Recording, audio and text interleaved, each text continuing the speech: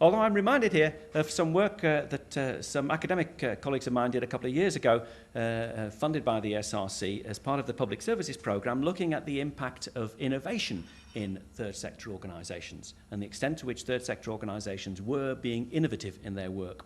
And this research compared a survey of and some qualitative work with organisations in 1994 and repeated it in 2006. And what it found was there was a shift in the way in which innovation was being pursued in those agencies between those two periods. Focus upon a certain kind of innovation in the 1990s, which was about doing new things, breaking new ground, doing something differently, towards a situation in 2006 where the focus on innovation was primarily about doing what you did do, but doing it better and making sure that you were continually updating your processes and improving your delivery. And they wondered why it was that change had taken place, and so they followed this up with qualitative interviews with both third sector organisations and the government funders commissioning them.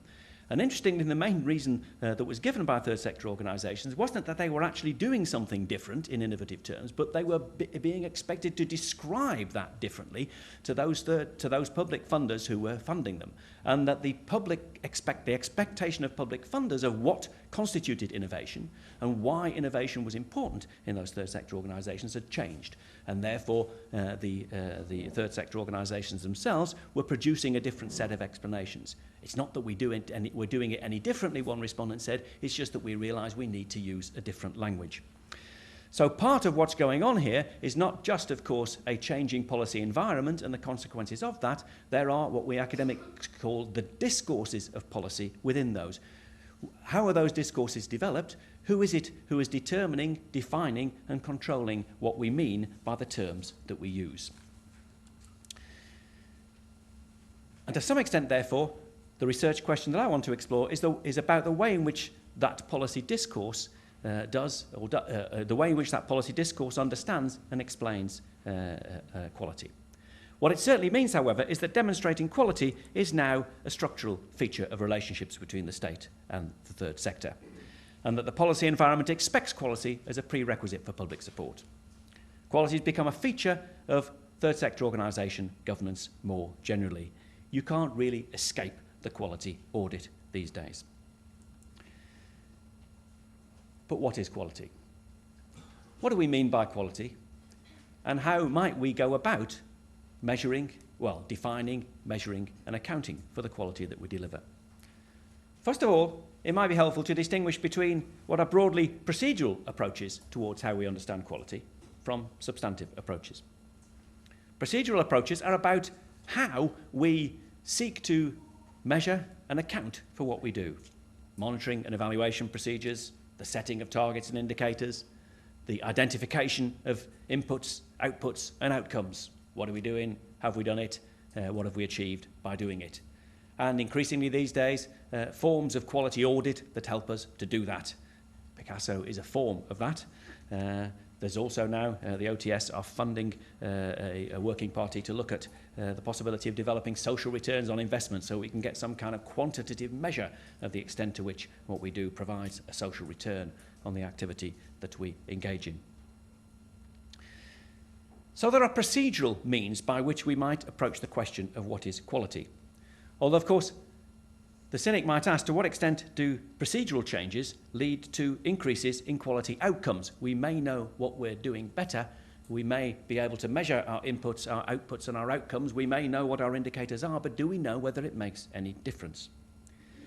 And of course, there is a side question to the introduction of procedural means of measuring quality, what economists call the transactional costs. There's a danger, of course, that we spend an awful lot of our time engaging in the procedures rather than delivering the outputs. To what extent do quality procedures impose unnecessary or even over-expensive transactional costs?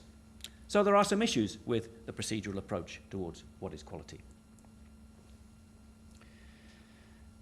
And we want to ask, perhaps, therefore, well, what about the substantive issue? Okay, we can measure what we're doing, but to what extent does that tell us about what quality is? There are some important definitional questions here. What is quality? And of course, there's the question of to what extent, who it is who's asking that question, or rather perhaps who it is being asked of. To what extent is quality an internal question asked of organisations, their members, their volunteers, their workers, their governing body about what they do? Or to what extent is quality an external question, what other people think about us, what our users think about us, what our funders think about us, what citizens more generally think about us? To what extent do we approach quality, the definition of quality, internally or externally? To what extent is our concern with quality a focus upon organisational features, how we structure ourselves and what we do, or is it a focus, or to what extent should it be focused upon our activity, what we do? In other words, is quality about how we engage in activity, or is it about what we do? And in particular, of course, is it about the difference between a notion of measuring our outputs and our outcomes? We know what we've done. We know how many training places we've provided, how many people have attended them. We even know whether they got the qualification or not. If we provide employment services, we may know whether they've left that training program, for example, and got employment as a result of it. But do we know whether that's made any difference to their lives, longer term? And do we know whether it's made any difference to society more generally? If our concern is to improve the social world in which we operate, to what extent do measures of outcomes, outputs and outcomes help us to understand that broader impact? So to some extent, I think, therefore, the concern with quality needs to be thought about in those broader impact terms. And that's where the question of quality as a research question comes to some extent onto our agenda as academic researchers.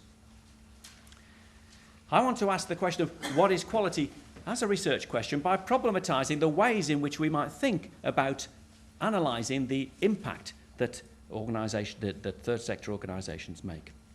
Now, there's quite a lot of academic research around the evaluation of the activities of agencies, either individuals or organisations.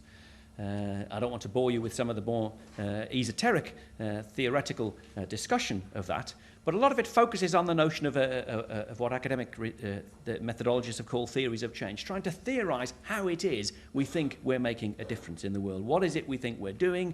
What is it we think we're seeking to achieve? How will we know whether we've achieved it? And do we have a theoretical understanding of the relationship between our intervention and the achievements that that's led to? And in that kind of evaluation research, there are inevitable problems of causality. How do we know and how can we establish a causal relationship between a particular input and a particular impact?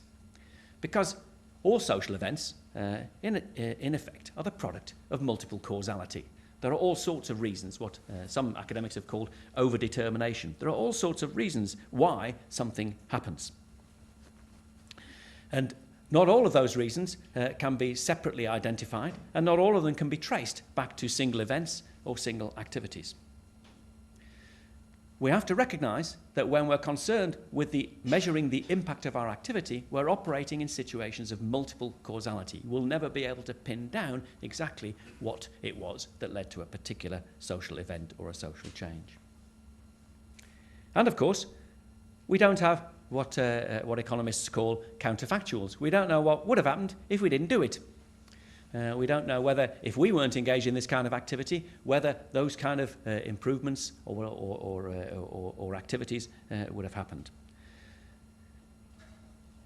In a lot of scientific and medical research, they try and get around this by doing what they call randomized control trials. Yeah, so if you're testing a medicine, you'll get a collection of people, and you'll give 100 people the medicine, and you'll give another 100 people a placebo, which is just a sugar pill, and then you'll see whether the people who got the medicine got better and the people with the sugar pill didn't get better, or of course possibly the other way around, and then you begin to think, hold on a minute, maybe that medicine wasn't such a good idea in the first place.